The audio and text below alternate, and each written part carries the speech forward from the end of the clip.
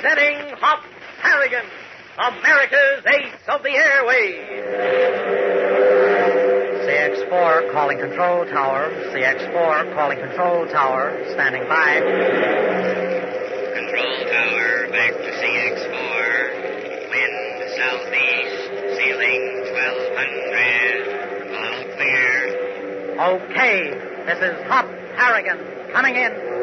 Yes, it's America's ace of the airways, coming in for another transcribed episode in the adventures of Hop Harrigan. Say, gang, here's a dandy idea for a rainy day, or any time for that matter, when you're shut up in the house. It could even be used as a game. Take a pencil and paper and make believe you're planning a new airline route. Then try to figure out all the things you'll need to begin service, and also the supplies to keep on going. Now, that's not an easy job. You can take the word of many airline men who have had to do it. Recently, Northwest Airlines began regularly scheduled flights to the Orient, the Philippines, China, and Japan. It took them 11 months to set up that route and to make sure it'll keep going no matter what happens. It was a three-way problem. First, all the supplies and equipment had to be purchased. Then all of it had to be cleared for customs, and lastly, the hundreds of tons had to be sent halfway around the world. Doesn't take much to say that, but it kept the airline men busy for almost a whole year doing it. Locating things like diesel generators, electric light plants, and aircraft supplies is a tough job. Jeeps, cars, and trucks were other items on the list. And topping it all off were 3 buses, each to hold 42 passengers. One of them was for Manila and 2 for Tokyo. And all I've mentioned is only a small part of the total list. Things like beds, pillows, blankets, pots and pans. Say, I'll bet that list was a mile long. Most of the supplies were flown to the Far East by huge DC-4s and 3s, lugging them over long stretches of water and land to the main stops along the way. Other problems had to be solved, too, which I'll save for later on, so don't forget to listen. And now to our story. When Vinnie Stephens, one of Paul Conroy's partners in the Ace Flying Service, was blinded in an accident resulting from the appearance of another wartime enemy fighter plane, Hop and Tank helped him come in for a safe landing and then examined his ship closely. The forward section of the DC-4 transport was badly damaged, the nose smashed in, cockpit windows shattered, and the fuselage blackened by fire. At the conclusion of his inspection, however, Hop made an astonishing statement. Something's wrong somewhere. I'll bet my bottom dollar this ship was never hit by a Jap fighter. Was never hit by a plane at all. As we continue now, it is a few hours later. In a hospital near the airport, Paul Conroy sits on the edge of the bed, listening intently as Hop questions Vinnie. You sure you feel well enough to talk? This can wait till later, you know. I'm okay, Harrigan. Fire away. You want me to pull the shade down, Vinnie? The sun's getting in your eyes. No. Leave it. I'm glad to be able to see it. See it? You mean your eyes are okay? Oh, I'm sorry, Tank. I forgot to tell you. Vinnie's blindness was only temporary. Doc said I got a bad crack on the head, and that's what did it. I could see almost as soon as I got here. And Pete Lyons, the co-pilot, he's going to be all right, too. Gosh, you guys sure are lucky. Yeah. Well, now, look, Vinnie. Exactly what happened upstairs? Well, let's see. I was about 50 miles east of Oklahoma City, heading for Little Rock. It was still dark. Wait a minute. Weren't you coming from El Paso? Yes? Oh, flying pretty far north, weren't you? Oh, yeah. Yeah, I forgot. I got a lead on a cargo up at Albuquerque, so I went chasing after it. But it was a false alarm. Then I headed straight east. Oh, okay. Sorry I interrupted. Well, as I said, I was heading for Little Rock when all of a sudden Pete spotted the Jap plane off to our right, about 1,000 feet up. Same greenish color as the others? Yeah. Gave me the shivers. You sure it was a Mitsubishi? I plowed my way through enough of them out in the Pacific, Tinker, to know one when I see it. Oh, go on, Vinnie. Well, as we were watching it, it spun around and headed straight for us, just like it was making a run. I came out of my trance and reported to the range station, and it was on top of us. I could hear the engine, hear the machine guns. Did you hear a voice? Yes. Brother, my hair lifted right off my head. It said, "No, I will be avenged. You caused my death. I come back. You will die, Yankee pilot." Holy cow. Then what? The Jap plowed right into me, head on, just like the old kamikaze flyers. Then I went out, and from the crack on the head, I guess, and when I woke up, I couldn't see. Well, what about the fire? It went out by itself, which was lucky. What did you do? Well, I called Pete, but he didn't answer. I thought he was dead. When I reached over, I felt he was still in his seat. His heart was still beating. And? Oh, I sat there for a while, and then I decided to try to get the ship in. I followed the beam, and you know the rest. You did a sweet job, pal. Vinny, you're absolutely certain you saw a Jap plane? Yes. And you'll swear it hit your ship? Harrigan, I saw it with my own eyes. What's the idea, Hop? Only trying to pin down some of the facts. Okay, Vinny, thanks. Oh, you don't have to go. I'm not tired. Well, we've got a lot of work ahead of us, fella. The sooner we get started, the sooner we can clean up this mystery. On the ball, Tank. You bet. Going back to the field, Hop. Yeah, I want to talk to the mechanics. All right, I'll go along and find out how many more customers we've lost. Paul, is it bad? Yes, it's getting a little rough, but don't you worry about it. I'll pop in and see you tonight. Huh? Fine. So long, Vinny. See you later. Okay, Harrigan. Good luck. Thanks. Bye. Well, learn anything? Not much. Why didn't you tell him what you told me, Hop? Well, What are you talking about? Hop says the ship wasn't hit by a plane. Are you kidding? You heard what Vinny said? I think he's made a mistake. How can you make a mistake about a thing like that? Paul, did you examine the wreckage? No. What about it? You find anything? No, that's just it. There should have been some trace of the Jap plane, a wing spar, part of the engine mounting, a prop maybe. And there wasn't? No. And honestly, Paul, do you think if a fighter had actually crashed into the DC Ford, could have stayed in the air? Well, no, Hop, but hang it, Vinny wouldn't lie. I know he wouldn't. Take it easy. I didn't say he did. But it is something to think about. Here's a car. Oh, is it okay if we all sit in front? Yeah, sure thing. You, want to go straight back to the field? Yeah. Oh, Hop, Uh-huh. what do you expect to learn from the mechanics? Who cut the strap on our ship last night? Oh, yes, I forgot about that. Well, I ain't. Let's get rolling.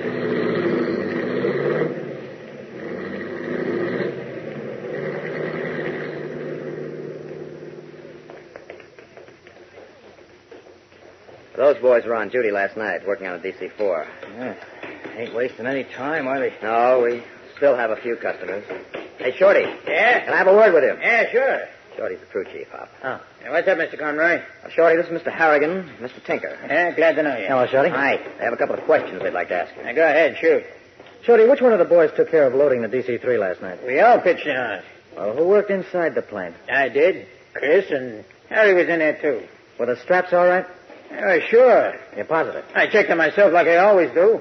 Don't I, Mr. Conroy? Yes, we leave the whole thing up to Shorty. He always does a good job. And you didn't see any straps that were weak, that might break? Well, if I did, I'd have ripped them out. That's dangerous. Yeah, you're absolutely right. Shorty, just one more question. Did you see anybody go into the plane after you checked the straps? No, I can't say as I did. Excepting you and Mr. Tinker and Mr. Conroy here. Okay, Shorty, thanks. You're welcome. When do you think you get the plane in shape? Yeah, she'll be ready tomorrow afternoon for sure. All right, fine. Thanks, Shorty. Okay, so long, Mr. Harrigan. So long. Hop, why didn't you tell him about the strap? No, I don't want to spread it all over the place. So, what now? So, I guess we'll just mosey around a while. Well, I have to go back to the office. Some paperwork. Suppose you meet me there when you're through. Right. Yeah, you better get rolling. There's Bert Craig over there. Looks like he's got something on his mind. Yes. Probably going to tell me we've lost another customer. I'll see you later. Yeah, we won't be long, Paul. Come on, Tank. What are we looking for now? Nothing in particular, and everything in general. That's a big help, pal. I can't get over the way the ship came through the crash. Look, those inboard engines weren't even touched. Yeah. Got it all right in the snoot. Yeah, and yet Vinny swears it was... Hey, you. Hey, Hop, a grease monkey's calling you. You want me? Yeah, I heard you talking to Shorty. So? You want to know who was in the plane after you checked the cargo straps, didn't you? That's right. Did you see anything? Yeah, I sure did. But I can't walk now. Hey, meet me at my place tonight, 21 Washington Street, huh? Fourth floor back. Be there around 9. Oh, why can't you tell me now? I'll see you later. Wait a minute. Something you want, Mr. Harrigan? No thanks, Shorty. We were just looking at the damage. Yeah, we'll get it fixed up good as new now. I'm sure you will. See you later. All right. Hey, why wouldn't that grease monkey talk instead of waiting for 9 o'clock? You've got me. But maybe now, with any kind of a decent break, we'll get somewhere. Puzzled by the plane mechanic's furtive behavior, but still optimistic, Hop leads the way out of the hangar, satisfied that he and Tank now have a good lead to work on. There's a startling surprise ahead, gang, so stand by. Now, fellas and girls, let's get back to that new Northwest airline route we were talking about at the beginning of Hop Harrigan. Along with all the supplies and equipment that are necessary, I completely forgot to tell you about food, which is, after all, a pretty important item on a long air trip. Northwest Airlines has set a dinner table from New York to Manila with enough food to feed 25,000 people. Steaks, chicken, turkey, beef, all the trimmings. It'd be impossible to cook all that food on the plane, so what they've done is to cook it beforehand and then freeze it. In this way, the meal can be served any time during the day and takes up very little storage space. Like all the other supplies, the food had to be shipped to the many stopping points along the route. Some went to Tokyo, to Manila, and Alaska. The food director for Northwest Airlines says 25,000 meals will only last 3 months. And they've figured out that a passenger going from New York to Manila will cover about 1,000 miles with a food tray on his lap. That's almost like eating your way to China. The first plane to fly Northwest's Orient route started out July 15th. The wife of the Chinese ambassador came up to New York from Washington and christened the Douglas DC-4 the Shanghai. Others in the fleet of 4-engine ships will carry the names of important cities along the way. The 40-hour trip from New York to Manila will fly the Great Circle route over the top of the world. From New York and Minneapolis, the planes will head out to Alaska and over the Aleutians. From there, down the North Pacific to Tokyo, then Shanghai and Manila. 3 times each week, the flight will be repeated as one of the great pioneering efforts in Northwest Airlines history. Fellows and girls, whether it be commercial or private flying, always remember America needs flyers. And now back to our story. Stopped by one of the airline mechanics who apparently knows something that will help them solve the mystery surrounding the Ace Flying Service, Hop and Tank promised to meet him at his room at 9 p.m. We find them now in the elevator of the building at 21 Washington Street on their way up to the 4th floor. Boy, this crate is rickety. I hope we make it all right. Better be worse coming all the way out here. Lucky we asked Paul and Craig how to go. We'd have got lost for sure. Well, here we are. Open the gate, will you? Go ahead. No, thanks. Hey, what's that? Sounds like somebody going downstairs. Come on, sit right this way. Yeah, that must be... Hey, the door's open. He's expecting us, ain't he? Do we walk in? Better knock first. No answer. Hey in there. It's us. Funny. Let's go in. Anybody home? Room's empty. Lights are on. Holy cow, look. Huh? Behind that big chair. It's the grease monkey. Hop, he's dead. His finger trembling, Tank points to a gruesome sight. To the body of the mechanic, sprawled on the floor, half hidden by a chair, 2 sightless eyes staring at the ceiling. So he did know something. Something he will never divulge. Gang, the riddle of the ghostly Avengers grows more exciting and puzzling with each new episode. So don't miss even one of them. Tune in and fly with Hop Harrigan, America's Ace of the Airways. So long, Hop. We'll be seeing you same time, same mutual station. Hop Harrigan is a transcribed copyrighted feature appearing in All American Comics magazine.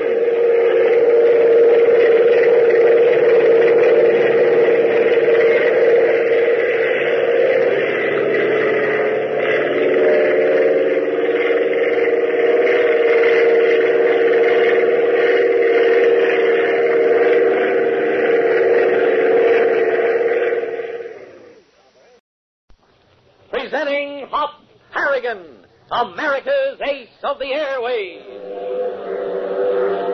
CX-4 calling control tower. CX-4 calling control tower. Standing by. Control tower, back to CX-4. Wind southeast, ceiling 1200. All clear. Okay. This is Hop Harrigan coming in. Yes, it's America's Ace of the Airways, coming in for another transcribed episode in the Adventures of Hop Harrigan. Around the world in Piper Cubs. That's the ambition of 2 veteran American pilots, and they start from New York this month to fly 21,350 miles around the globe. You all know a Piper Cub when you see one. It's the popular sports plane flown by people of all ages in all parts of the country. The Army uses the Cub as an artillery spotter and as a utility plane to carry officers and communications to locations which are without regular airfields. The Cub can land safely on almost any fairly level surface and take off with a short run. You've probably heard the expression, a cub can land on a dime, have a nickel change left. However, the advantages of this light plane have never included long range or great speed. For these two things are not needed or desired by light plane owners who want to fly after only a few lessons and fly safely. But George Truman, he's no relation to the president, and Cliff Evans are going to prove that Piper Cubs have the endurance necessary for flights of record distance. And they're the first flyers to ever attempt a flight around the world with planes of less than 575 horsepower. By compared to their Cubs, Lindbergh's Spirit of St. Louis was power-packed. He had much more motor power than they'll have because the Cubs' light engines are rated at 65 horsepower, about the power of an automobile. In a few minutes, I'll tell you more about George Truman and Cliff Evans, the daring young men on the flying puddle jumpers, so don't forget to listen. And now to our story. Confronted with a strange and puzzling mystery which threatens to ruin the Ace Flying Service, a small cargo airline established by Paul Conroy and two other veterans, Bert Craig and Vinnie Stevens, Hop and Tank worked furiously to find the answer to the weird appearance of wartime enemy fighters during the airline's scheduled flights. In our last episode, they were positive they had a good lead when one of the airline mechanics hurriedly asked them to meet him that night in his room at 21 Washington Street in downtown New Orleans. But when the boys arrived at the appointed time, they found his door ajar. Knocking and getting no answer, they walked in to discover the mechanic had been murdered. Hop, what happened to him? Strangled. See the marks on his throat? Gosh, that poor guy. I knew something, all right. Something too hot to handle. If only he told us back in the hangar, then this wouldn't have happened. I was afraid. Of who? Somebody who was around. Somebody who must have seen him talking to us. Decided to shut him up for good. Then it's somebody connected with the airline. Of course. Hey, I just remembered something. What? He started to talk, and then he stopped. Right after that, the crew chief, Shorty, walked over. Yeah, that's right. You remember Shorty said the straps was okay. He checked them himself. Maybe he was lying. Maybe. But Paul seemed to trust him implicitly. Well, a better chance to do his dirty work. I'll have to keep an eye on him. Let's see now. Hey, what are you doing? Maybe there's something on him. Here's his wallet. Anything in it? Yeah. Some money, a few bills. That's all. Funny, no identification. Jumping Jennies, we better get out of here. If somebody comes along, there'll be trouble. Well, I'd like to have a look around first. Hey, what's that? The elevator going down. Somebody must have run for it. Who? The tenants, I suppose. Relax, will you? Hop, I don't like this. I got butterflies in my stomach. Hurry up, will you? Okay. Say, you look through that closet. Come on, we ain't got time. Go ahead, will you? Okay. Nothing but clothes. The elevator stopped. I had to eventually. Nothing on the dresser. What are you looking for, anyhow? I don't know. Oh, great.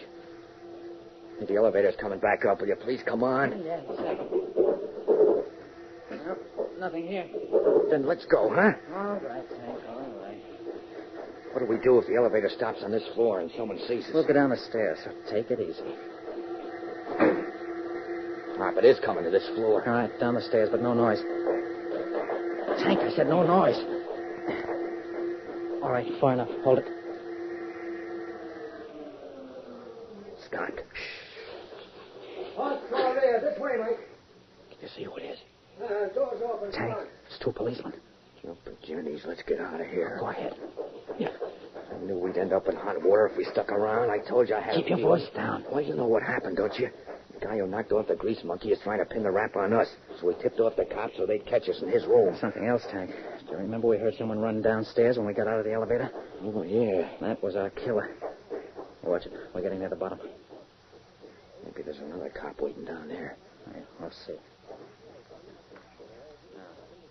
Coast is clear. There might be someone posted outside on the street, though. Well? No, only an empty squad car. Let's roll. Looks like the killer didn't tell the police there was a murder. There'd be a flock of detectives around. Well, let's step on it. I don't want to be anywhere near here when they do show up. So, quickly crossing the street, Hop and Tank duck into the shadows and try desperately to put distance between themselves and 21 Washington Street. A few blocks away, they hail a taxicab, and within 15 minutes are back at the airport, talking to Paul Conroy and his partner, Bert Craig. Must have happened only a few minutes before we got there. As a matter of fact, I'm sure we heard the killer running downstairs. He heard the elevator coming like we did when the cops arrived. You mean the police know about it already? Yes, Paul. You see, the killer played cagey. He called them, hoping they'd find us there with the body. Well, did they? We beat it the same way he did, down the stairs. Harrigan. Yes, Craig. Did you see the killer? No. No, as a matter of fact, we thought he was just one of the tenants. Sure, we didn't even know the grease monkey was knocked off then. It sure is getting thick, isn't it? First the enemy fighters, then the broken strap on your ship, and now murder. Paul, I'm getting scared. I don't feel so good myself. Craig. Yeah? You said you were going to check on the broken strap. Did you turn up anything? No, not a thing. Spoke to the ground crew and Shorty, the crew chief. Yeah, we met him. He said he was the last man out of the plane and the straps were in perfect condition. Yes, he told us that, too. I asked the pilots. They weren't near the ship. I met them later in the lounge, as a matter of fact.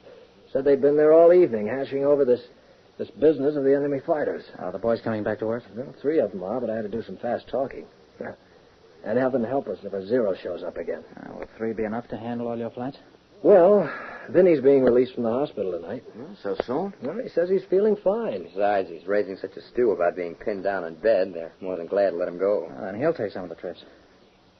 Say, Paul, if you get jammed up, me and Hop will go out again for you. Well, thanks, but I'm afraid we're not going to be jammed up. Look at that pile of wires on the desk. All cancellations. Oh, really? Uh-huh. It's getting bad, Harrigan. The shippers are dropping out left and right. We've lost all our scheduled flights to the Atlantic coast already. Lord knows whom we'll lose next. We're lucky to have contracts with some of them. At least they can't drop out. We can't operate on our contracts alone, Paul. Yeah. Sounds like it's getting plenty rough for you guys. Yes, it is, Tank. We can't continue like this. And I'll tell you something. If we don't crack the mess by the end of the week, the Ace Flying Service will be out of business. Paul's voice is grim, and Hop and Tank fully realize that they will have to work fast if they're to save their friend from financial ruin. But where can they start? So many things have happened, all without traceable clues. Gang, you won't want to miss the gripping climax of today's episode, so stand by. Fellas and girls, how would you like to fly around the world in a Piper Cub?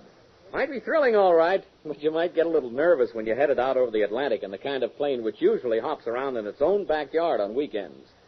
Well, George Truman, a pilot of 19 years' experience, who races motorcycles on the side, and his pal, Cliff Evans, a veteran of the Army Air Forces, are out to prove that the puddle-jumping Cubs, as loving pilots call them, can circle the globe.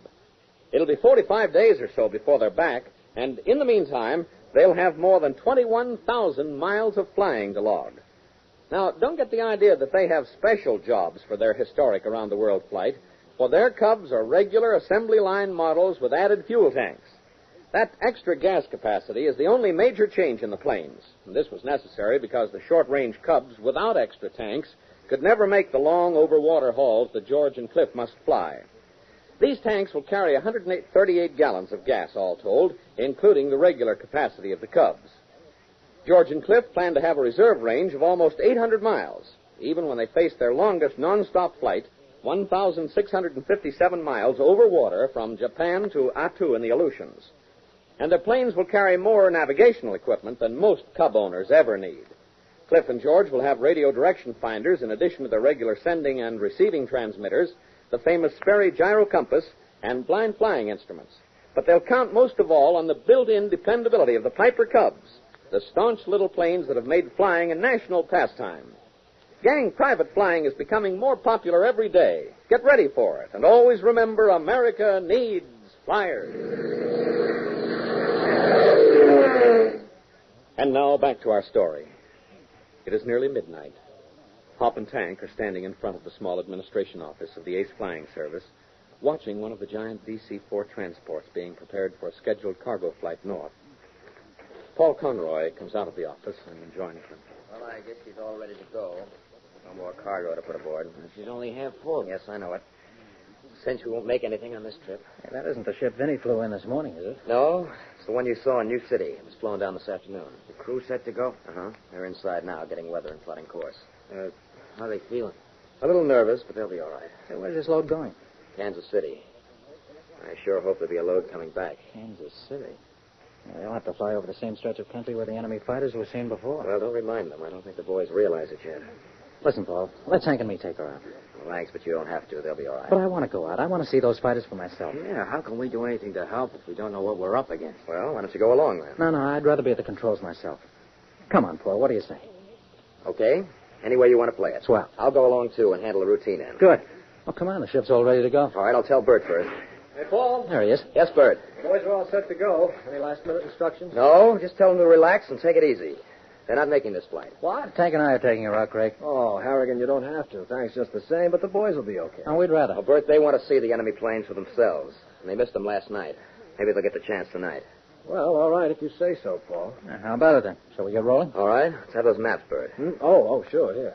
I'll call you from Kansas City. Yeah, have a good trip. Oh, not too good. We want to see them planes, remember? Oh.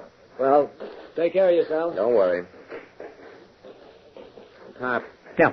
Before we take off, I'm going to check the straps around the cargo. That's a good idea. Say, look at that car coming down the apron. Sure is in a hurry. Looks like a police car. It is. I wonder what's up. There you go. Wait a minute. Pop, he's talking to us. Hold on there. Johnny, you don't think... Hold it, Tank. Thought you'd skip town, huh? Hey, well, wait a minute. You talking to me? You're doggone right I'm talking to you. Come on. Well, what do you mean, come on? Let go of me. Take it easy, chum. I'll break your arm. Mike, that's a big guy. You bet. Hey, what is this? You ain't got nothing on you. Nothing but a nice, big, juicy murder rap, and we're all going down to headquarters where you can tell the captain all about it. Their arms pinned behind them, Hop and Tank are forced into the waiting squad car. So the killer has finally succeeded in involving the boys in his crime. They now face a charge of murder. For thrills and suspense, don't miss the next episode of the Riddle of the Ghostly Avengers. Tune in and fly with Hop Harrigan, America's Ace of the Airways. So long, Hop. We'll be seeing you same time, same mutual station.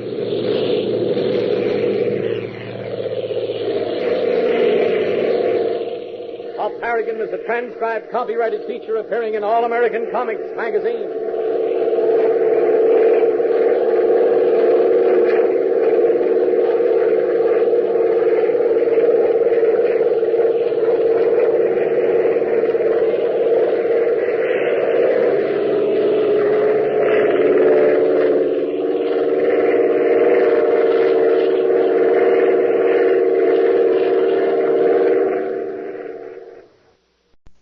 Presenting Hop Harrigan, America's Ace of the Airways.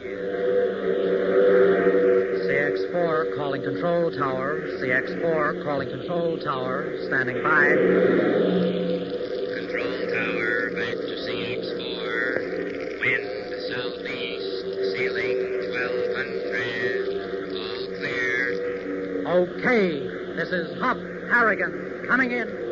Yes, it's America's Ace of the Airways, coming in for another transcribed episode in the adventures of Hop Harrigan. Many times on Hop Harrigan, I've told you that the future of the airplane industry is as high and unlimited as the sky. New developments such as jet and rocket power, new ideas on design, new speed records, all these are only the beginning in the fastest growing business in the world. Someday, and maybe not too far in the future, an Earth ship will reach the moon. Then you'll be reading about a trip to Mars or Venus or any of the other planets. Of course, all that is still in time to come. Looking back to the beginnings of air travel and the invention of the airplane, we run across stories of great pioneers, men and women who had courage enough to face the unknown, courage enough to go up in a ship when they didn't know whether or not they'd come down in one piece. Many heroes died so that aviation progress could go on. And many others lived on and continued to pioneer and experiment, always trying to get something better. To these men and women, the whole world owes a great vote of thanks for making possible what's to come in the future. One of the earliest American air pioneers is Glenn L. Martin, owner and founder of the Martin Company and builder of such great planes as the PBM Mariner, the B-26 Marauder, and the giant Navy flying boat, the Mars. Glenn L. Martin started out early in his life to conquer space. When he was only 21 years old, he was already building gliders. And just a year after that, he designed and built his own plane, a pusher-type craft. And what's more, he taught himself to fly, something very few people have been able to do. More about Glenn L. Martin later, so don't forget to listen. And now to our story. With the murder of an airline mechanic, the riddle of the ghostly Avengers has taken a deadly turn, and Hop and Tank are in serious trouble.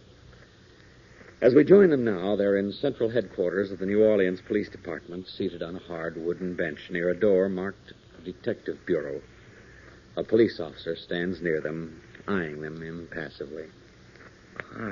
They don't really think we did the murder, do they? They certainly must suspect us, or we wouldn't be here. But I don't see how they know we was in a guy's room. They didn't see us. Yeah, that's been bothering me, too. You don't suppose the killer himself told the cops we was there? I don't know who else could have.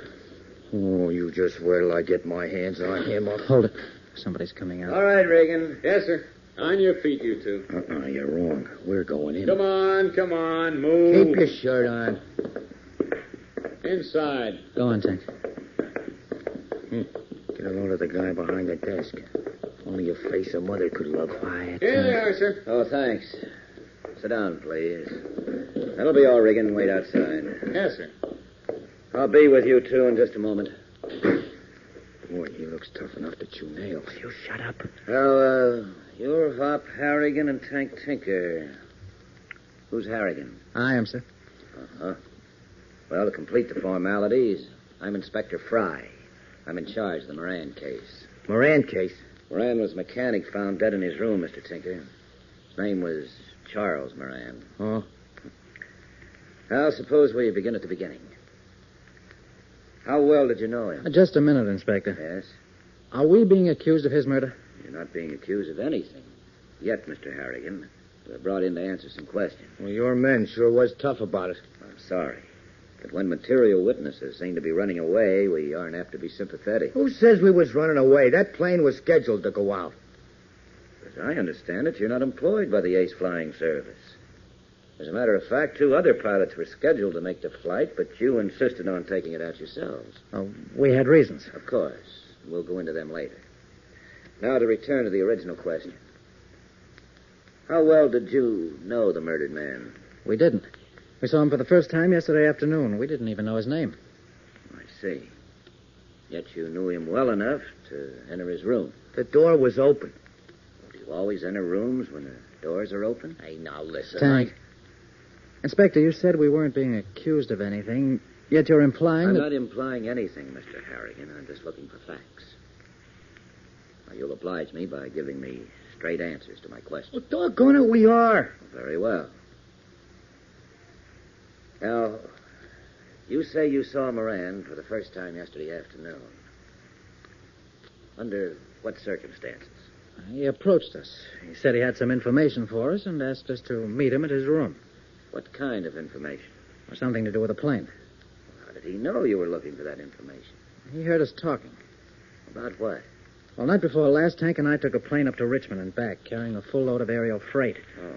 On the way, one of the straps that hold the freight in position broke, caused some trouble. Later, we found out that the strap had been cut in half. We were trying to find out who was responsible. Well, was Moran able to give you that information? Yes. How would he have known? He said he saw somebody go into the ship just before takeoff. Who? He was going to tell us that when we went to his room. Why didn't he tell you right away? I don't know. I think he was frightened off. Very interesting. Now, when you arrived at Moran's room, what did you see? His body? Where? On the floor behind a chair. How did you know he was dead? I was in the war, sir. Of course, I felt for a heartbeat anyway. Then what did you do? Looked around the room. Why? I thought he might have left some clue. Clue to what? Oh, the murderer, perhaps, or who cut the cargo strap. They're both the same guy, if you ask me. And did you find anything? No. Very well. Continue. Well, then we heard the elevator start up, and frankly, we got a little scared. We knew if we were found in the room, it would mean trouble. Yes, to say the least. Go on. Oh, we ducked downstairs and out of the building. That's all. Yeah, until your cops picked us up out at the field. And you weren't running away? No, we weren't. Nothing more you can tell me? No, sir. Nothing. Well, that's quite an interesting story. Measures up quite favorably with the best detective story. It ain't no story. It's the honest truth. Mr. Tinker, I sincerely hope so. The state deals harshly with murders. Inspector Fry, Yes, may I ask you a couple of questions? of course. How come the police suddenly showed up at Moran's room? Who sent them? They went in answer to a routine trouble call. You call murder routine? Well, they were as surprised as presumably you were when they found the body. Did they see us leaving? No. Then how did you know we were there in the first place? Why did you pull us in for questioning? That I can't answer, Mr. Harrington. Why not? Did someone phone in and say we were in the apartment? Maybe. Maybe my hind foot. That's what happened, and you know it. No need to raise your voice, Mr. Tinker. Like fun there ain't. Why should I sit here and let you railroad us on our phony murder rap? You're looking for a couple of fool guys, and we're rich. That's enough, Tinker. I'm going to conduct this case in my own way. Okay, but see that you get the right guy. Don't worry, I will. What now, Inspector? Any more questions? No, not for the present. Okay, Hop, let's get out Oh, of here. no, not so fast, Tinker. Huh? Regan, Hey, what is this? Yes, sir. take him out, book him, usual routine. Book us. On what charge? No charge, Mr. Harrigan.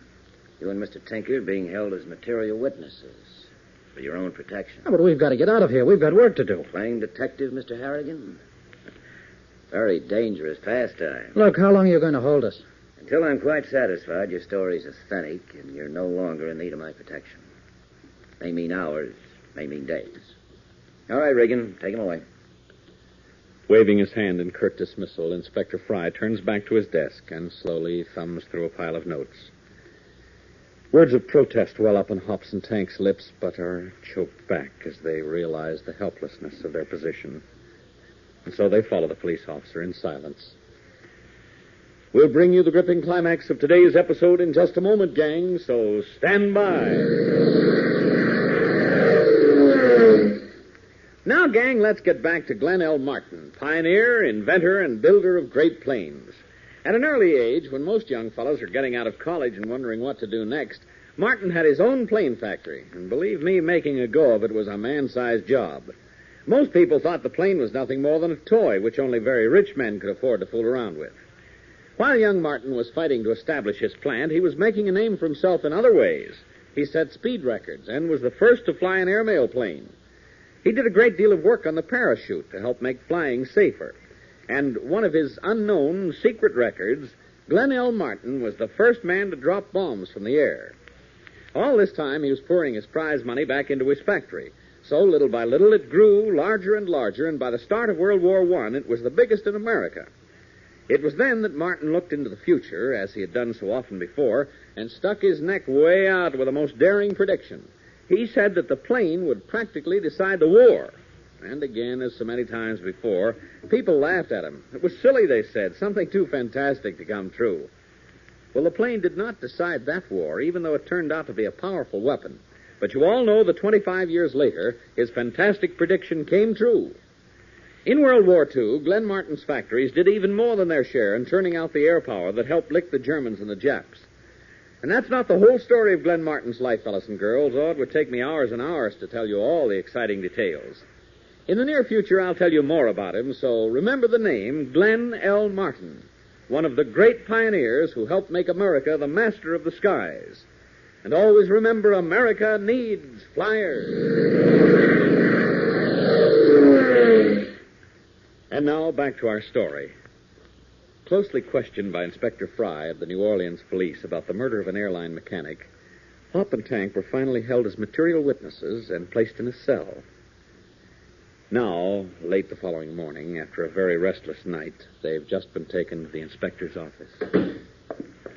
Well, Inspector, you got it pinned on us now? You're going to Tank, look who's here. Huh? Hello, boys. Whoa. How you doing? Okay, fella. Gosh, am I glad to see you. Same here. Hey, listen, will you tell this gumshoe we don't know anything about Moran, for Pete's sake? All right, Tinker, just take it easy. Paul, can you get us out of here? You're all squared away now. Oh, we can leave? Mr. Conroy, just put up bail. Yes, you may leave. I'm sorry I couldn't do it last night, but it took me a long time to raise the money.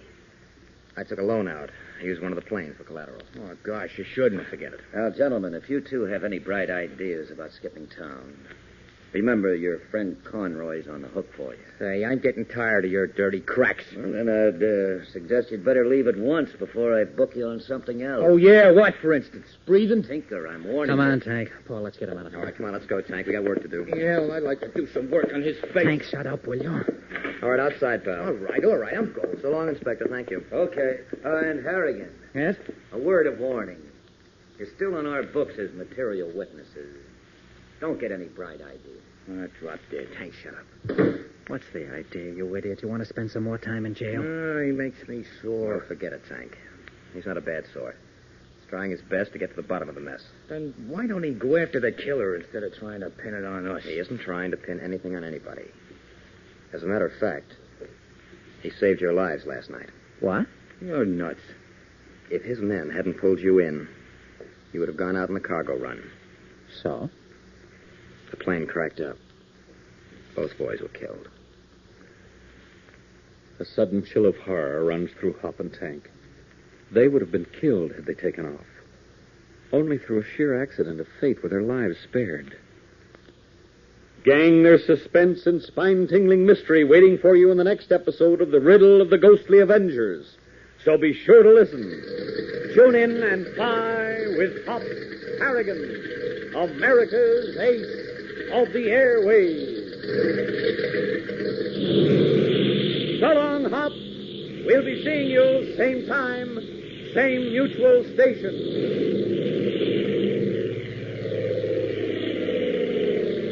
Hop Harrigan is a transcribed copyrighted feature appearing in All American Comics magazine and is brought to you Monday through Friday, same time, same mutual station.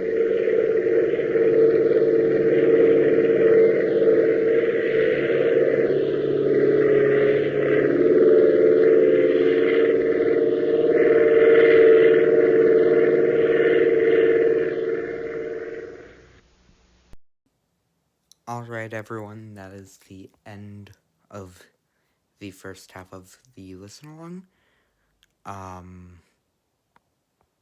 Have your 5-minute break, and then we'll come back and do the rest. Cool.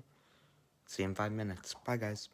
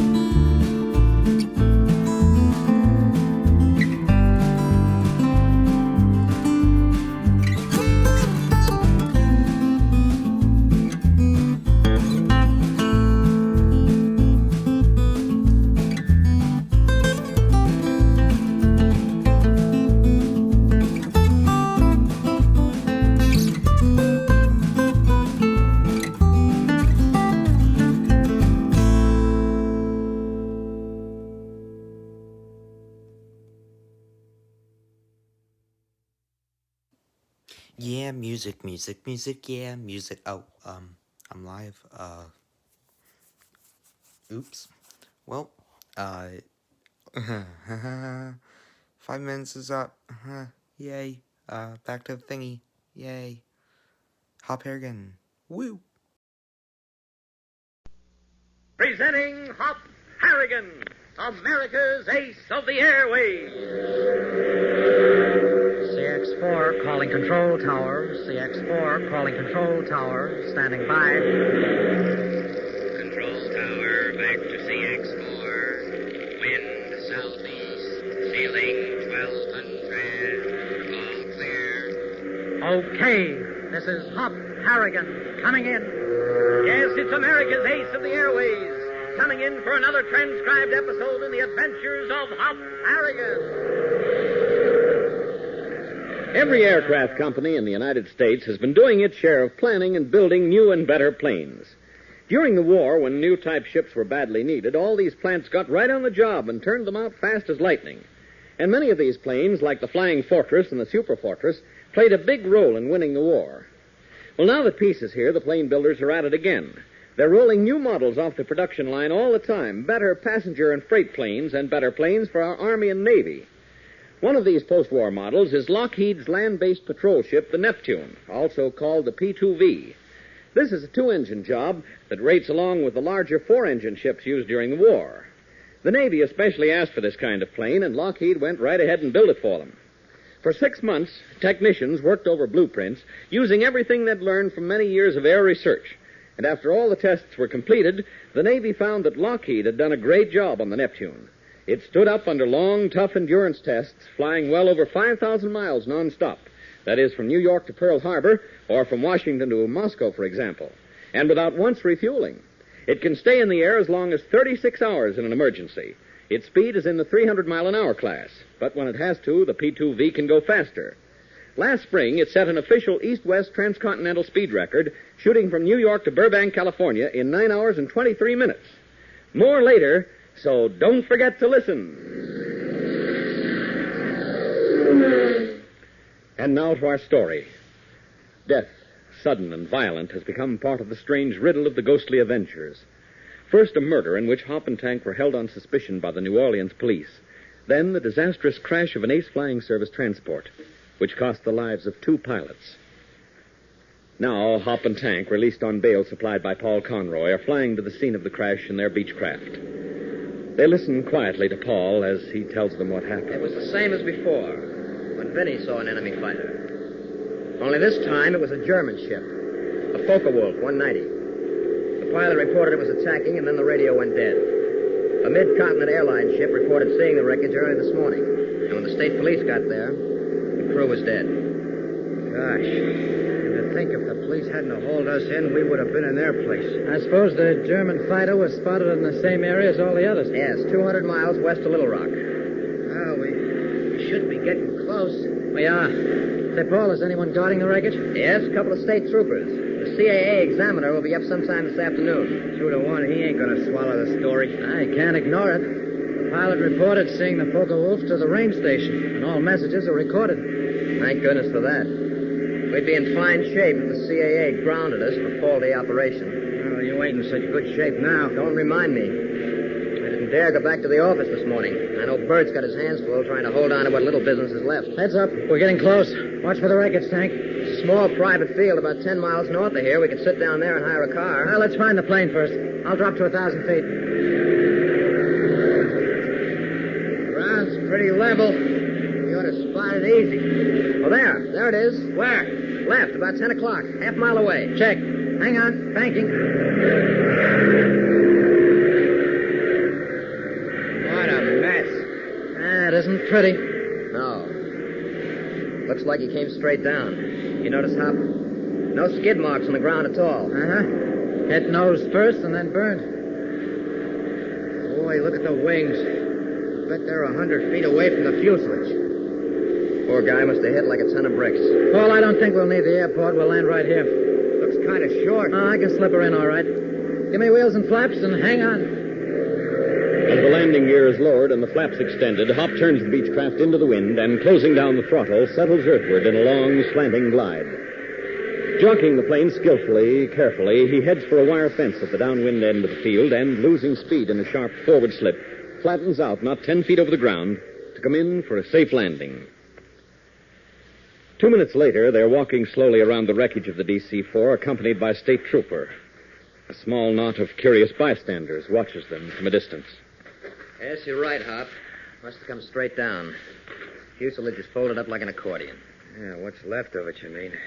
Nothing but a mess of splinters now. I don't see how the CAA examiner will find anything out of this. You'd be surprised what they can do, Tank. Well, Hop, what do you think? Was it like Vinny's accident? A head-on crash? Yeah, it certainly seems like it. But where's the wreckage of the enemy fighter? Must be in there someplace. Well, where's the engine, for instance? Now, let's see. The left outboard is still on the wing. Same with the right outboard. Which makes two. And there's another one on the right. And there's number 4. See any others? I don't. Me neither. Maybe it fell clear. Well, let's check. Officer, Yes, sir? was any other wreckage found in the area? No, sir. The inspector from the CAA told us to look around in a radius of about 5 miles, and we've had patrols out all morning, but they haven't turned up anything. Well, that's that. No fighter engine anywhere around. The DC-4 exploded when she hit the ground, I guess. I beg your pardon, sir. The plane was burning before it hit. How do you know? There was an eyewitness. Farmer who lives in that house across the road heard what sounded like a crash and looked out the window. Then he saw the plane come down. It was in flames before it hit the ground. Did he see any other plane? No. He didn't happen to see the transport before he heard the crash, did he? No, he said he was getting into bed. Wasn't even sure he heard the engine. Just the noise and then the plane coming down in flames. Say, here's something. What? That looks like one of the instruments was thrown clear. Better not touch it, sir. The examiner left strict orders. Don't worry, I just want to look at it. At what? The altimeter. Huh. Look at this. Please, sir. That's all right, officer. I'm not touching it. What is it? A piece of wood driven right through the back of the altimeter. What about it? It must be a chunk of the instrument panel that went through when the ship crashed. Hardly. The hands of the altimeter registered 2,500 feet. That's when it went out of commission. Holy cow, then the wood's a part of the enemy fighter. Yeah, so it seems, but have you ever heard of using soft white pine in plane construction? White pine? The piece in the altimeter is white pine? Right. Hop, are you sure? As positive as I can be without digging into it. It's got green paint on it. Green paint? Is that register for? Why, of course. Vinny and the other boys said the enemy fighters all glowed with a strange greenish light. Right. Now, we've got a couple of facts that add up. To what? Something which looked like a Focke-Wulf 190, but was at least partially made of soft white pine, crashed into the DC-4 and burst into flames. You can't be sure of that. Maybe the crash ruptured the wing fence. No. Don't you remember Vinny's ship was all black with smoke? Vinny said it started to burn. He was a lot luckier. He made it back. Well, I think we're through here. We might as well go back to New Orleans. Yeah, Inspector Fry from the Detective Bureau might come snooping around. If he finds out we ain't there, he'll think we jumped our bail. Well, don't worry, Tank. I told Bert to explain everything if he showed up. All right, officer. Thank you for letting us look around. You're welcome, sir. Now, listen, you better keep those sightseers back if they start picking up the pieces for souvenirs. Yeah, I've been keeping my eye on them, sir. There were a few of them hanging around your plane, too. Oh, yeah? No, they didn't do anything, sir. I was watching them. Fine. Well, let's go, Hop. Right. I'll tell the CAA examiner you were here, sir. Right, and if he has any questions, tell him to contact me in New Orleans, will you? Right, sir. Go on, Paul. Climb in. Thanks. Go ahead, Hop. I'll kick the stones out from under the wheel. Right. Hop, Yes. you think we'll be able to get off all right? Oh, sure. We've got a pretty stiff headwind. We'll get plenty of lift. When do you think we'll be back in New Orleans? About 2.5 hours. I want to stop at Shreveport for gas. Hey, Tank, hurry up, will you? What's the matter with him? He's just standing there. Tank! Huh? Oh, sorry. I'm coming. What were you dreaming about? I wasn't dreaming. I saw somebody I knew in the crowd over there. Huh? Who? It's just it. I can't peg him. I swear I've seen him someplace, but I can't remember. Well, forget it. Stand by now. Starting up. I only saw the guy a couple of days ago. How could you, Tank? You've never been around here before? No, but gosh, he sure looked familiar. Doggone, it makes me mad when I can't remember things. Shaking his head, Tank continues to puzzle about the matter as Hop opens the throttle and taxis to the end of the short field. And Tank is right. There is someone in the crowd whom he knows. Someone who watches the Beechcraft narrowly, a mocking sneer curling his lips. Gang, you won't want to miss the startling climax of today's episode, so stand by. Now let's get back to the Neptune, our Navy's long-range patrol ship. One of the details that the Navy insisted on having in this plane was the ability to operate equally well at high as well as low altitudes. And the P-2V meets this requirement to a T. It can skim the ocean on search and rescue trips, as well as climbing more than 5 miles up in the atmosphere on photographic and mapping missions. Furthermore, the plane had to have comfortable quarters for the crew, for very often a ship such as the Neptune has to spend hours and hours in the air on long missions, so it's important that the men in the crew be rested and wide awake. Real soft, upholstered bunks and comfortable reclining chairs are scattered behind the cockpit so that the crew can relax when they're off watch. And also, they've got the pilot and co-pilot riding ahead of the propellers. This arrangement lowers the noise and helps keep them from getting nervous and jumping. Food requirements are well taken care of, too. The Lockheed Neptune is equipped with a galley, a refrigerator, and electric cooking devices. All this to add to the comfort of crew members on long, monotonous patrol missions. Besides all these features, the Navy has had the Neptune built so that it can be converted to a battle plane in a hurry. There are other important features built into the P-2V Neptune also. A plastic shell that protects the self-sealing fuel tanks. LORAN, a new type of radar that tells the operator just where the plane is. Improved Fowler flaps that make it easy for inexperienced pilots to handle the ship. These and many others are built in to make the Lockheed Neptune one of the best and most comfortable patrol ships in the sky. Fellas and girls, get set to take your place in the sky with these new ships. For always remember, America needs flyers. And now, back to our story. Examining the wreckage of the DC-4 and learning that it had crashed as a result of another collision in midair with an enemy fighter, Hop, Tank, and Paul Conroy prepared to return to New Orleans.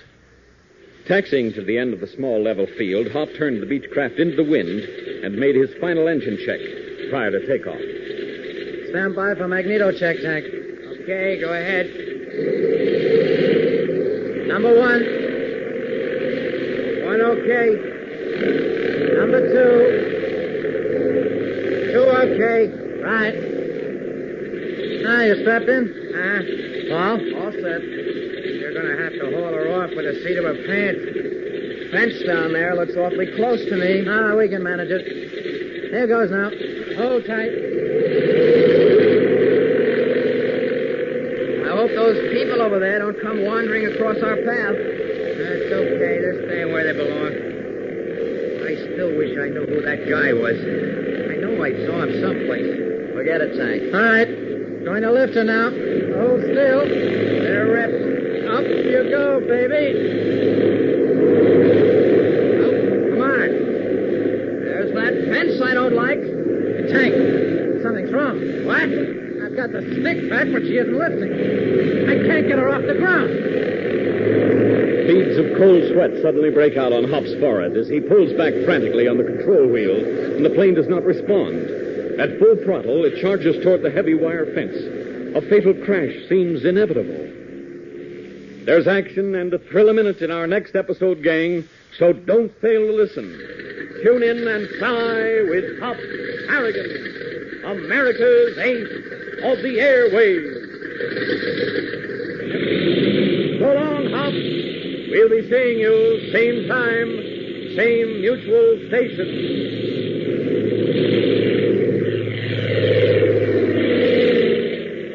Hop Harrigan is a transcribed, copyrighted feature appearing in All American Comics magazine.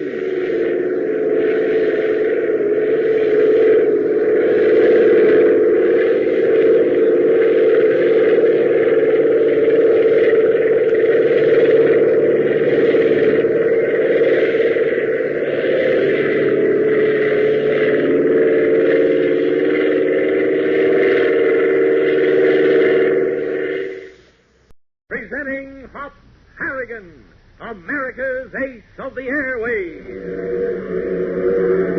The X-4 calling control tower. The X-4 calling control tower. Standing by. Control tower, back to CX4. Wind southeast, ceiling 1200. Hey, this is Hop Harrigan coming in. Yes, it's America's ace of the airways, coming in for another transcribed episode in the adventures of Hop Harrigan. Gang, you've all read and heard a lot about those mysterious flying saucers which have been sighted all over the country. Well, don't be surprised if someday you see one yourself, because the Navy has a plane that is a dead ringer for the reported saucers.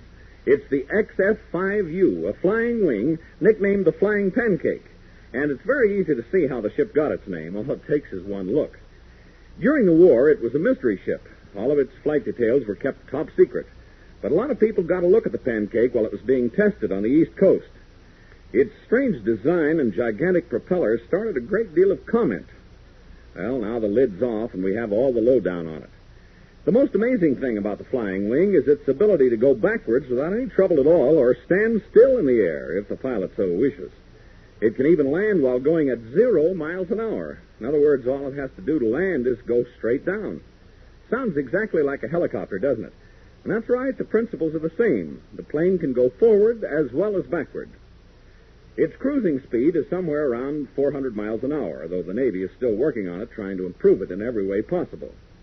The firm which built the ship for the government is doing the testing now, as they did during the war. Biggest news on this flying wing is that it may soon be turned out for private owners. At the start, the inventor wanted it to be a light private ship, and when the war came, all that changed. The Navy took over. Well, now that it's peacetime again, inventor Zimmerman has an eye on the civilian market. We'll be back to tell you more, so don't forget to listen. And now to our story. Under suspicion of murder, Hop and Tank fought to solve the riddle of the ghostly Avengers to clear themselves, as well as help their friend, Paul Conroy. But when two of Paul's pilots lost their lives as the result of a collision in midair, Hop still wasn't convinced the crash was caused by a German fighter plane reported by the pilot just before the fatal collision. Concluding their investigation at the scene of the wreck, they climbed back into the Beechcraft for the return flight to New Orleans. The field was short, and after gaining a bare minimum of speed, Hop pulled back the stick sharply to clear a high wire fence, but the plane did not respond. Throttle wide open, it hugged the ground, heading straight for the fence. Get her up or we'll plow into that fence. She doesn't answer the controls. Cut the switch, step on the brake. It's too late. Hank, give me full flat. Flat, roger. Now, pray, fellas. Pray.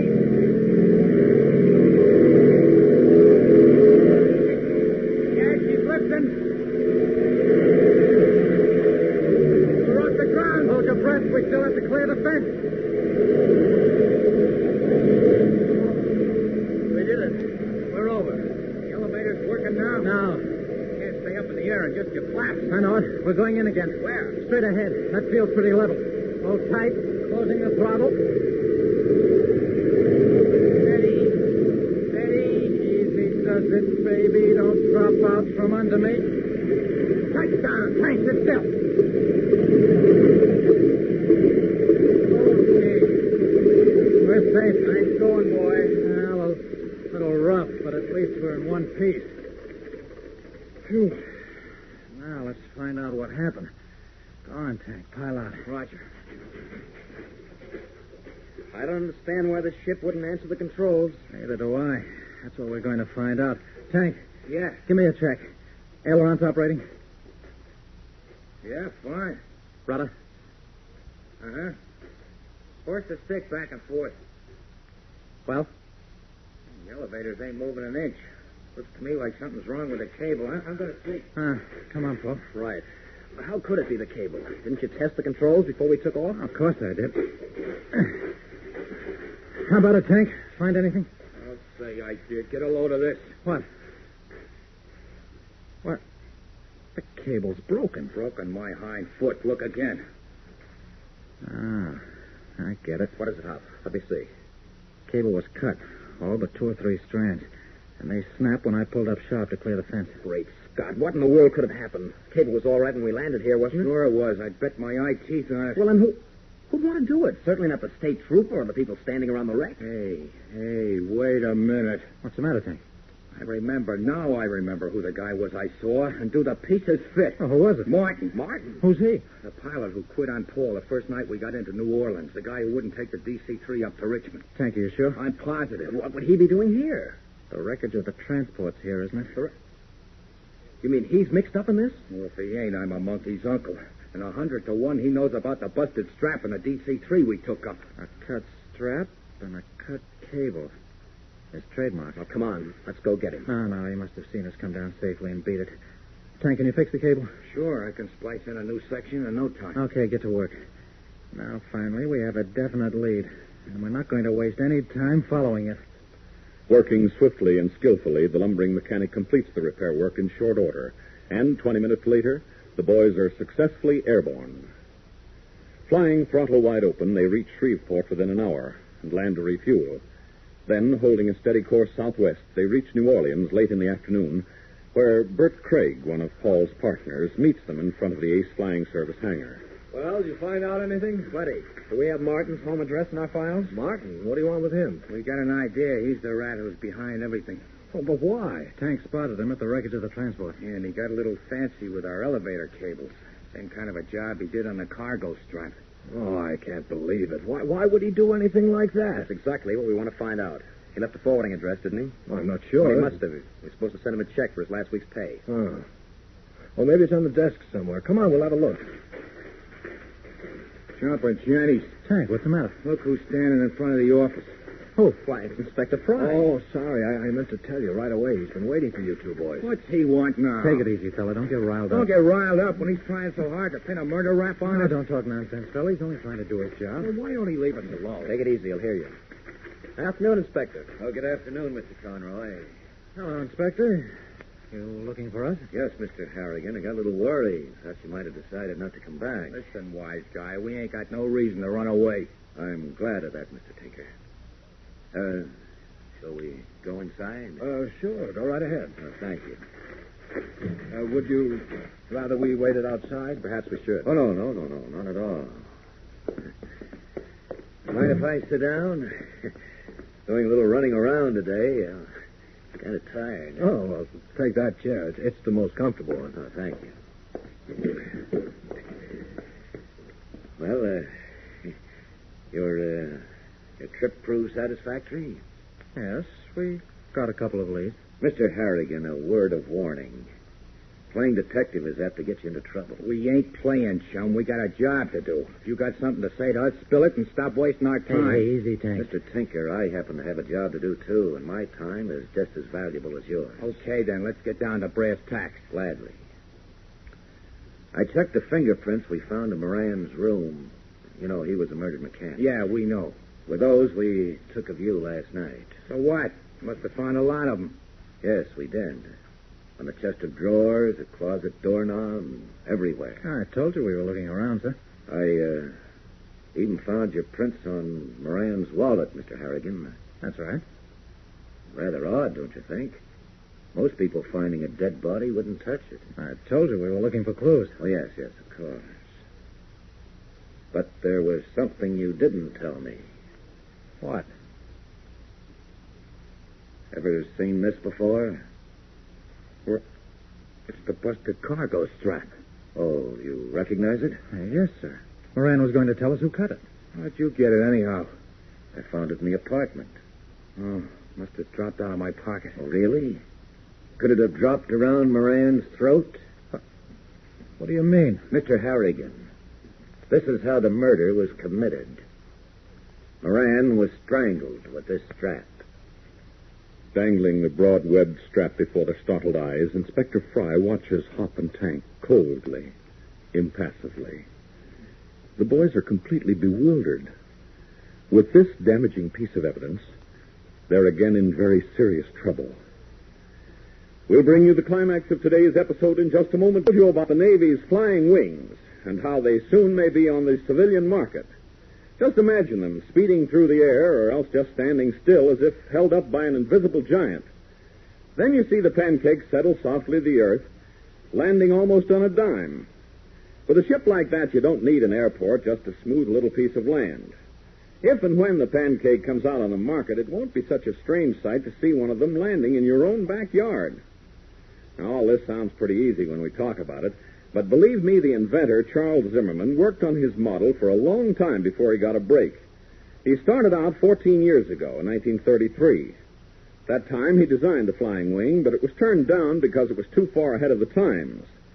But Zimmerman wasn't going to give up so easily. He worked all of his spare time with two friends, and by 1935 he had a working model of his wing. But it wouldn't fly. The engine was no good.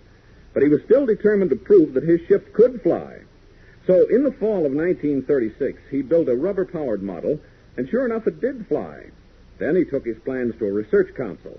They encouraged him, told him to try his luck with an air manufacturer. Finally, in 1937, he joined the Volt Company and went to work on his now famous ship. He says the Pancake will do better than the helicopter, and at the same time will cost less to run. Zimmerman says the cost can be brought down to 5 cents a mile at the economical cruising speed of 200 miles per hour. And that's not far away from what it costs to run an automobile.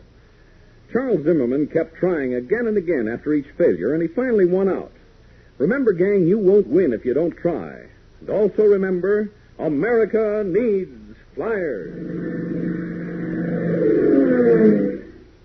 And now, back to our story. Returning to New Orleans, Hop and Tank are met at the airport by Inspector Fry, the police detective in charge of the Moran case. Showing them a broken cargo strap, which they readily identified, he then informed them, "This is how the murder was committed. Moran was strangled with this strap." I couldn't have been. You're nuts. Inspector, you're making a big mistake. My laboratory doesn't make mistakes, Mr. Conroy. Well, then you think Harrigan and Tinker really murdered Moran? Hey, Bert, wait a minute. Oh, I'm sorry. I didn't mean it that way. We didn't murder nobody. I don't know how that strap got there, but we didn't use it on Moran. Your fingerprints are all over it, Mr. Tinker. Sure they are. I must have lost it before we went to his room. Inspector, be reasonable, will you? We came down here to help Paul find out what was wrong with his airline. Why should we murder a mechanic, a man we didn't even know? Well, that's the only thing that bothers me, Mr. Harrigan. Frankly, if I could find a suitable motive, I'd take you down to headquarters now. Yeah, I bet you would. How come you're being so good to us all of a sudden? Why don't you take us anyhow? That's what you could use, ain't it? A couple of fall guys. All right, Hank, control yourself, will you? Inspector Fry's only trying to do his job. Then why don't he do it right? Mr. Tinker, you have quite a temper, haven't you? So what? I was thinking. Suppose you had discovered that Moran himself had cut the strap in your plane. Your reaction would have been quite violent, wouldn't it? Wait a minute, Inspector. Yes, with the strap in your hand, who knows? Yes, a temper like yours might easily lead to murder. Inspector, he didn't do it, I tell you. And you, of course, being his best friend, would cover up for him. Quite an interesting theory, don't you think? Sure, but it ain't the truth. Well, we'll see about that. Mr. Tinker, if I were you, I'd watch my step. Yes, I'd watch my step very carefully. At the police detective's calm, measured words, Hop's blood runs cold. Suddenly he feels hemmed in, trapped by a chain of circumstantial evidence which threatens to engulf them completely in a charge of murder. Gang, the riddle of the ghostly Avengers takes a new and fantastic turn in our next episode, so be sure to listen.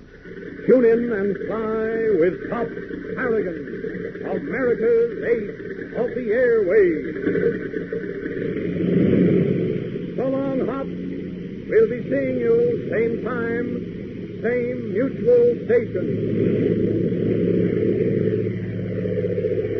Hop Harrigan is a transcribed, copyrighted feature appearing in All American Comics magazine.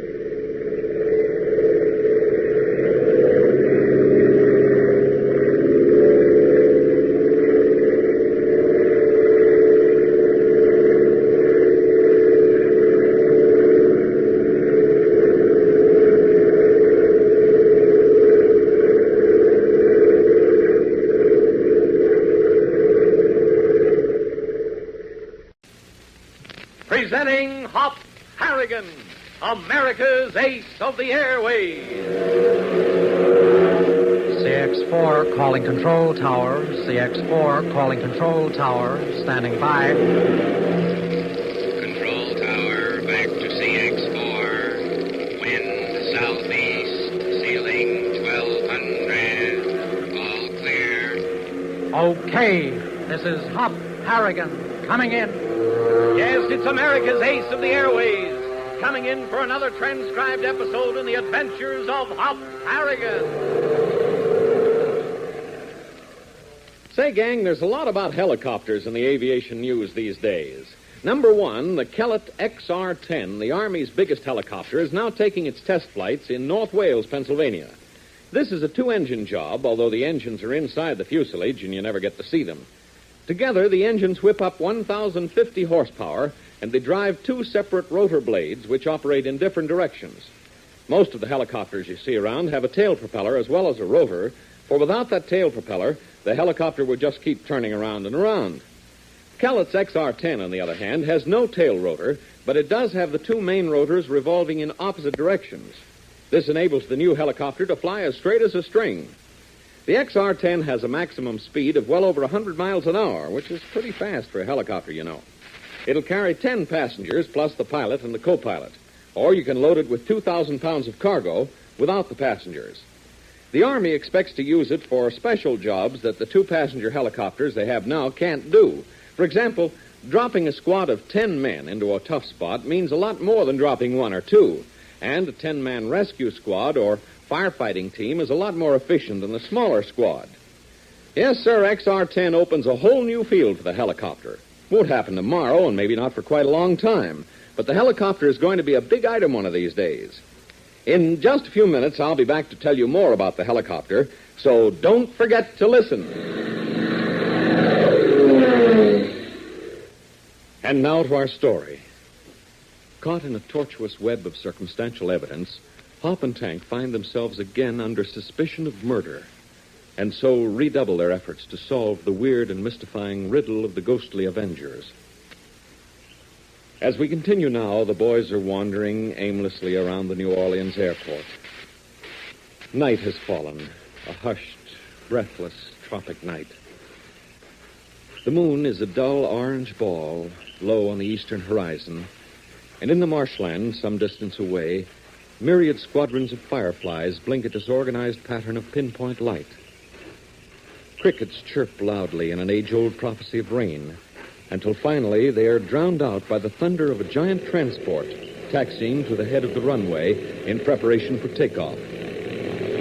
Hop comes to a stop as the airliner turns onto the concrete and watches, a faraway look in his eyes, as it roars toward him, the brilliant wing lights gleaming like two bright eyes.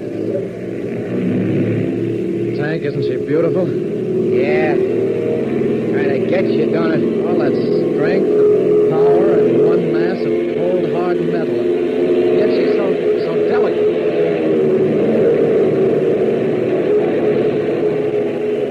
There she goes, high, wide, and handsome. To think some people don't even know what it means to fly. Yeah, we know. We could tell them. I'm afraid there's no way to describe it. We sure are lucky, though. Yeah, I'll see. Hey, what are you talking about, lucky? Huh? We're about the unluckiest guys in the world. We got a murder rap hanging around our necks, remember? Oh, that. Yeah, that. We go wandering around, running off at the mouth like a couple of sentimental dopes. No harm done. Well, look, let's get organized, huh? What are we doing out here anyway? We got work to do. Yeah, I know it, but it's good to get away and be by yourself. Gives you a chance to think. Listen, we ain't got time to think. We got to move. Inspector Fry's measuring us up for a cell with hot and cold running bars. Relax, Tank. He can't pin the murder on us yet. Well, he's doing a fine job. So took that cargo strap out of his pocket and told us it was used to strangle Moran, the mechanic. I almost looped out of my chair. Yeah, me too.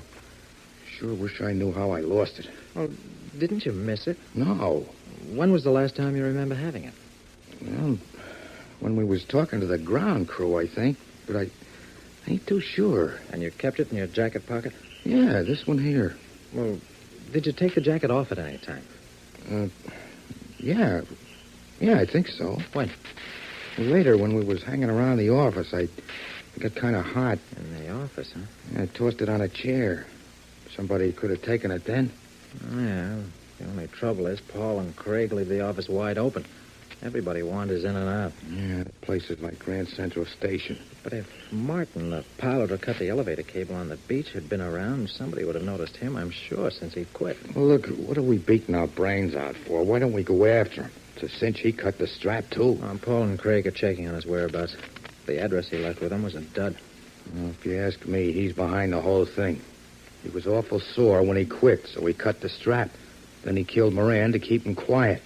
This morning, he tried to get rid of us, figuring we was getting a little close. There are a couple of weak spots, Tank. Huh? What, for instance? How did he know Moran was going to tell us anything? He wasn't on the field or in the hangar when we talked to him. Well... And what about the strange enemy fighters, the Zeros and Messerschmitts the pilots have been seeing? That's something else again. Something I don't think he could handle by himself. For instance, how did he know about the cargo run to Kansas City last night? Well, he was tipped off. Exactly. So there's someone else in the airline who's involved. Oh. And Martin's doing all the dirty work? Either that or he's the brains and someone's working for him. Sweet little nest of rattlesnakes we stepped into, ain't it? Sweet is hardly the word for it. Well, I guess we better head back to the office, see if Paul's turned up anything on Martin. Yeah, I'm almost scared to... Why? Maybe Inspector Fry will be there with cups for us. Forget it. Come on. So Hop leads the way across the field back to the row of hangars in silence, mentally wrestling with the many unanswered questions in the back of his mind.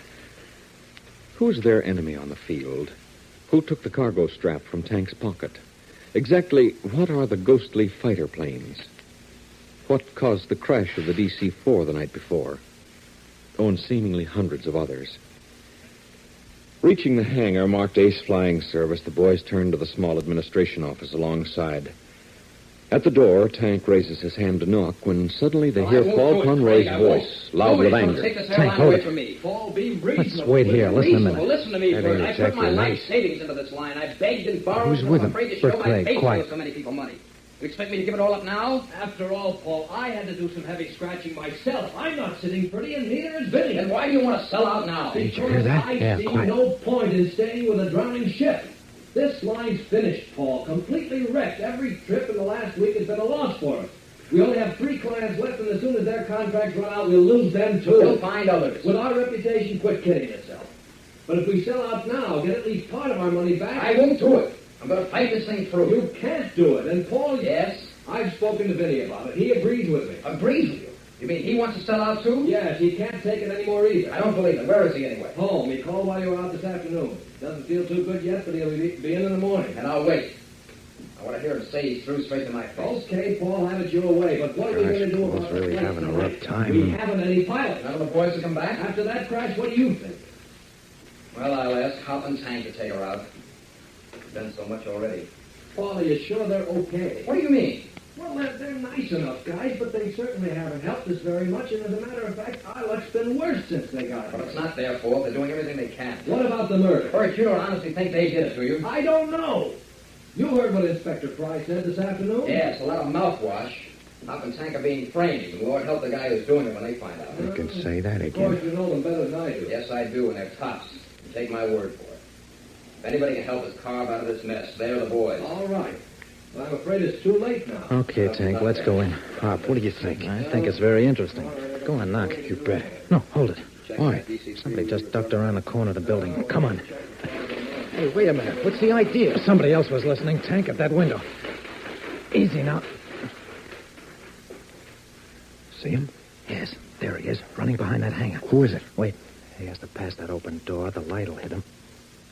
Great Scott. Who is it? Tank, it's Vinny. Vinny? The other partner? Yes. But Craig said he's home in bed. Not now, he isn't. I swear that's Vinny. Jumping Jennies, what's going on here? I don't know yet, pal, but things are beginning to shape up. A few more leads like this, and we'll have the answer to the whole mystery. Spinning on his heel, Hop turns back to the small administration building, his mind churning with all he's seen and heard. Tank lumbers behind, slowly shaking his head. Things are getting a little too complex for him. Gang, you won't want to miss the action-packed climax of today's episode, so stand by. Well, now to get back to the helicopter. Have you ever heard of Floyd Carlson, test pilot for the Bell helicopter people? A couple of years ago, he pulled off the first civilian rescue with one of the new planes, and it's quite a story. Carlson took the helicopter and flew out over Lake Erie looking for 4 people trapped on mush ice while fishing. Mush ice, as you may know, is extremely dangerous. Well, anyway, he took a helicopter equipped with wheels, not floats, and flew out to where the 4 men were stranded. No boat could get anywhere near the men because of the ice. Well, the situation was pretty critical, so Carlson flew over to the 4 men While the Coast Guard was trying to get through the ice with a boat, he dropped down and took off 2 of the men one at a time. He flew them to shore, and by the time he went back for the 3rd one, the Coast Guard had crashed through the ice and rescued the other 2. 2 of the men wrote a letter to the Bell people, and I'd like to quote a part of it. Wednesday, when we were stranded on the dangerous ice, not daring to move, little did we realize that aircraft was to play such an important part in our rescue. But that little bug, that bug with 3 legs, that windmill-equipped lifesaver, that hummingbird, that little angel, that marvelous little machine is something, and we do mean something. Wednesday is the first time either of us saw it demonstrated, and what a demonstration. The helicopter is, without doubt, the coming flying machine. We'd like to have one to hop from trout stream to trout stream. If at any time anyone is in doubt as to what a helicopter can do, kindly refer them to us. We'll sell them the idea. Unquote. Floyd Carlson, the pilot, went a long way to prove the helicopter is a coming flying machine, and you'll want to learn to fly them. So always remember, America needs flyers. And now, back to our story. It is after 2 a.m, and without mentioning the fact that they saw Vinny, Hop and Tank have taken the DC-4 on a routine cargo flight up to Kansas City. Paul rides jump seat with them, and the trip has been fairly quiet. Now, 100 miles west of Little Rock, Tank sits bolt upright. Hey, ain't we getting close to where they saw them enemy fighters? We're in the exact area now, Tank. I've been watching for them for the last 10 minutes. Why didn't somebody tell me? It's pretty thick out there. Clouds are starting to pile up. You think we'll get some weather, Hop? No, I checked with the rain station 15 minutes ago. It'll be heavy, but no trouble. I don't see nothing. Keep your eyes peeled. I don't know whether I really want to see a fighter or not. We've got to see it, Paul. We've got to know what we're up against. I suppose so. Heads up. See it, Tank? I see something. Ain't sure what. Off there to the right. It's a kind of green light right in the cloud. Green? The other boy saw green, too. Look. Good Lord. It's a Jap Zero. It came out of the clouds and cut across our head. I can't believe it. And it's perfect in every detail. Yeah, see the insignia? It's turning. Coming at us straight on. Now, Yankee pilot. Listen to that voice. Now you will die. You have taken my life, and I shall be avenged. As the ghostly hollow voice echoes in the cabin of the plane, and the Zero roars straight toward them, machine guns chattering a deadly song, Hop, Tank, and Conroy sit frozen in their seats. They had expected this. They knew what was coming, but still cannot overcome the shock. And now they're heading for a seemingly inevitable collision. Gang, there's all kinds of action in our next episode, so don't fail to listen. Tune in and fly with Hop Harrigan, America's ace of the airways. So long, Hop. We'll be seeing you same time, same mutual station.